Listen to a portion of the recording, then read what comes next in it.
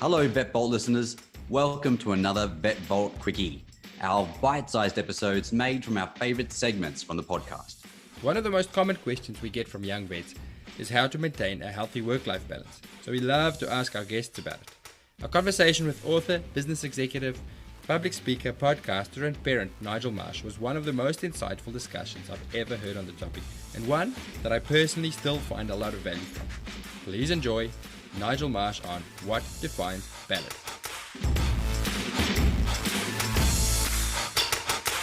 I hate the phrase, and I think the phrase is hideously unhelpful and misleading. And what people can be led to believe is they have to balance equal amounts of time on work and equal amounts of time on play.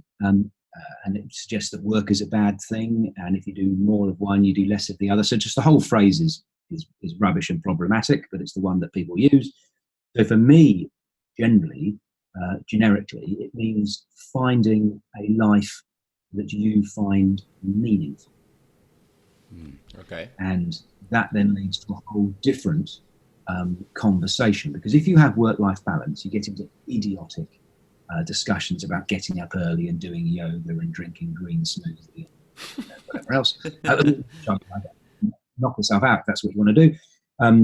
But you get unqualified, poorly trained, maybe well-intentioned, who knows, people giving advice that they're not qualified to do. So I wouldn't dream of giving you advice on how to have balance. I don't know you. You know, there's as many different answers as there are human beings.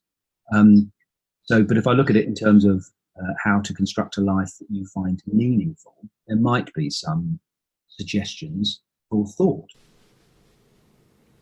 Okay, don't leave us hanging. What are your suggestions and thoughts on that? It's not about spending equal time on the golf courses in the vet surgery. You say, how can you have a life, construct a life that has meaning? Then by definition, that puts the onus on the individual. You go, well, what is meaningful to you? So you might have somebody who, I don't know, Rupert Murdoch or whoever the richest vet in the world is, who, if they have consciously thought about it, and what they want to do is they want to win and have a bigger practice than anyone else and die with more money than anyone else, and that's genuinely what they want, well, knock yourself out. He or she is having a life of meaning. Fantastic. If they might have married someone, had a few children, have a friendship circle, and that's what's really important to them, then the period of proper reflection, not trying to copy someone else or do something that you think other people are going to applaud you for, which is two of the really big problems I see in this area. You are allowed to be different. You should be different. So it's about, one of my phrases is decide, don't slide. So just think about what's important to you. And many people don't do this proper reflection until something awful happens to them, which is sort of what happened to me. I mean, I wasn't clever enough to do this, on my own. I had to lose, my first book's called Fat, 40 and Fired. I was fat, 40 and fired. So I had a bit of a life, event that made me pause and think. And I didn't want the second half of my life to be a pale imitation of the first half. I thought, hold on, I just sort some stuff out. And I can't blame my profession or the government or my employer. Grow up, be an adult, take responsibility of yourself and think about, it doesn't mean you can have everything you want in life, but actually think about what you might like. Because many, many people fall into an existence and then they wake up and they're 63, they've been divorced twice, they don't know any of their children's friends, and they think, well, what the hell was that for? And I go, well, that's a real shame, which is completely different to tips and tricks on how to run your day.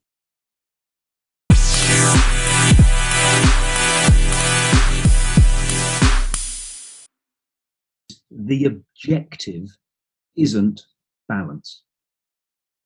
Just like the objective of life isn't happiness, it's to make a contribution. The objective of life isn't balance, it's meaning. So I couldn't care less about balance. Who invented balance? I mean, I don't care, right?